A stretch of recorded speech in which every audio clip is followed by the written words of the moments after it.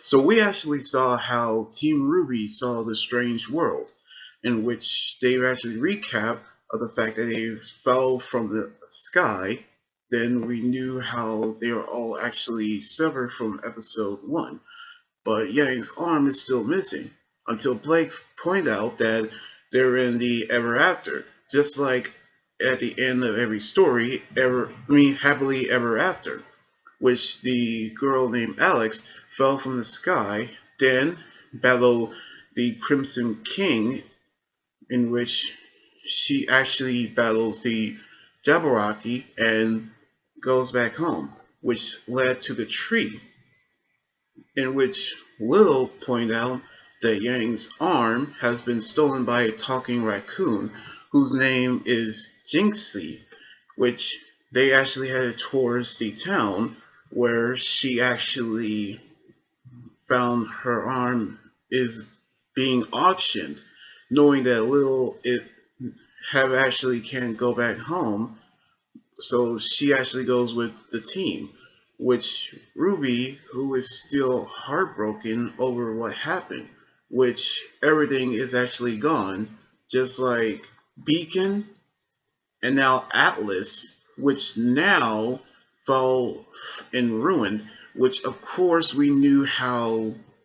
the team is still trying to figure out how to get back home. But they made it to the village where the crowd met with Jinxley and actually placed an auction where the first item is sold by a guy in exchange of a hug. Then Yang's arm is actually placed in an auction in which they actually bet, which is actually in the form of a riddle, which is actually meant what is what does it feel like to be in love, which that is something that Yang should have actually did, which it was actually sold to a guard who's actually working for the Crimson King. Then the third item is a green doll, which the price is for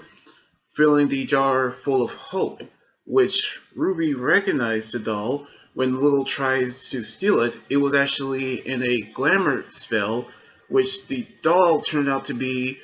Penny's blade, and the doll turned out to be a small mouse, in which Yang got her arm back due to the confusion. We see how they are actually trying to figure out what to do next, in which it doesn't go well as the story. But we knew what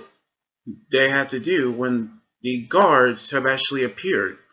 And they actually knew how they actually are going to be approached by them. But Ruby have actually offered them the power of the most powerful warrior, meaning Penny, despite of how they say that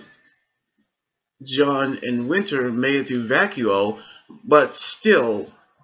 John is still actually fell through the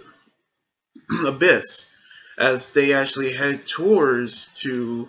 the Crimson King, which Ruby say they knew what they had to do and stop pretending what they had to do in the stories. So the name of the place they were actually in has been revealed as the Ever After,